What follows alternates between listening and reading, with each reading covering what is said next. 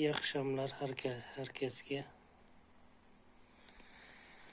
Mana dam olish kunlari hammaga xayrli o'tgandir oila davrida. Qisqacha bozorni tahlil qilamiz, ertaga nima holatlar bo'lishi. Bizni kuzatishda davom etinglar, like bosib, podpiska qilib kanalni maksimum tarqatinglar. Kommentariy yozinglar, qanaqa qiziqarli bo'lsa. Qanaqa savollar bo'lsa, yana qaysi paralarda analizlar bo'lsa, kommentariyada yozishlarini so'rab qolamiz. Gapni cho'zmasdan boshlaymiz. Yevro dollar parasi 1 soatlik. 1 soatlikda do'stlar o'sha bo'lgaga keldi. Mana bo'lgamiz. Bizning bitimimiz bor. 4 soatlikda kuradigan bo'lsak, 4 soatlikda bo'lga yo'q, lekin shu atroflardan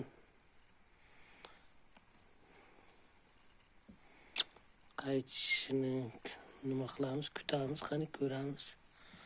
Lekin balkim shu sariq chiziqni qirmaguncha bay do'stlar. Agar shuni qirsa, sel ketish ehtimoli bor. Mana dayli kunlikda ham mana shu yerda yashil chizig'imiz bor do'stlar. Mana ko'ryapsizlar, yashil chiziqqa tekkan, shu yashil chiziqning tepasida qapangunga qadar bay. Shuni qirsagina keyin sel bo'lishi mumkin. O'z mana kunlikda ham tasdig'ini berdi. Endi 15 minutlikda ham mana maksimum yuksalyapti. Shuni ko'rsak, omuz bosh, yelka nimasini shakllantirgan 5 minutlikda ko'rasizlar. Men videoni cho'zilib ketadi. Mana shu biroz yuksalib, shu sariq chiziqdan biroz qaytib tushib, shurgacha yuksalib,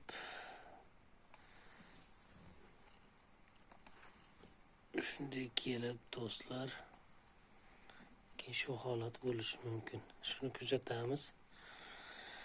Shoshilmaymiz, tasdiq bo'lganda so'ngra kiramiz. Hamma riski kendi bo'ynida, o'zini bo'ynida. Endi GPP'sida paramiz arkadaşlar. 1 soatlik, bu ham o'sha mana sariq chizig'imizga keldi. Yuksaldi, bizda bitimimiz bor. Mana o'sha pastda 1.30 atrofida shu yerdan qaytdi do'stlar. 4 soatlikda ko'radigan bo'lsak ham mana ajoyib yuksalish, ignali va undan so'ngra yuksalyapti.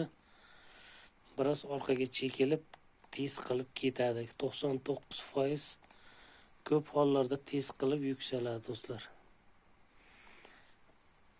Ertaga vaziyatga qarab bular tasdiq olsa, short video ham qilamiz. Ungacha balki o'zlaring fikr qilib bitimga kirsalaring bo'ladi do'stlar.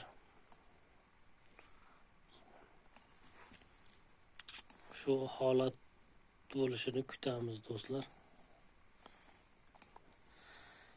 Kuzatamiz. Avstraliya dollari 1 soatli do'stlar. Berganmiz short signal. Short signal berganmiz, mana bitimlarimiz bor. Bitimlarimiz birinchi take profit, ikkinchi take profitimiz hali take profitga ozgina qoldi. Kuzatamiz do'stlar. Ertaga biroz tepaga yurar, balki shu yerdan pastga qarab ketish ehtimoli bor. Take profit kelguncha kuzatamiz. New Zelandiya parasi 1 soatlik. Bitimlarimiz take profitda oldi do'stlar. Eng yuqorida bitta bitimimiz qoldi. Uni stopini shu yerga siljatdik. Lekin take profitimiz shu 0.57 da turibdi. Ana shu yerdan bitimni yopishimizga ham to'g'ri kelish mumkin ehtimol. 4 soatlikda bay bo'lyapti. 4 soatlikda bay menimcha shu baram yuqorida qapansa, shu yashil chiziqda do'stlar biz uchamiz. Do'stlar, mana shu holat bo'lishi mumkin. Shu bar ustida qapansa,